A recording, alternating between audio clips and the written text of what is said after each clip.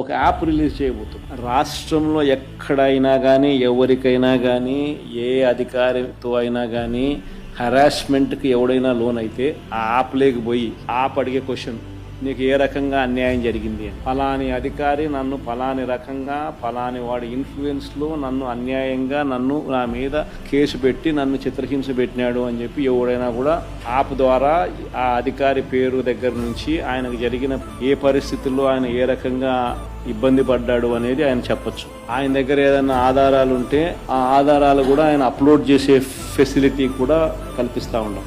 Automatically ఆ complaint మన digital లైబ్రరీలోకి వచ్చేస్తుంది.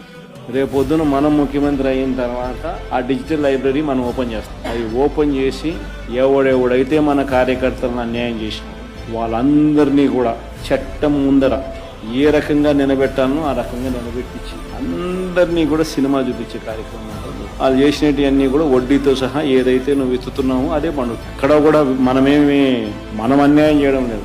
ఏదైతే మీరు ఎత్తినారో అదే రేపొద్దున పండుతుంది. చక్కెర వడ్డీతో సహా చెల్లించే పరిస్థితి వస్తుంది. అదొకటి ఖచ్చితంగా నెక్స్ట్ 10 రోజులు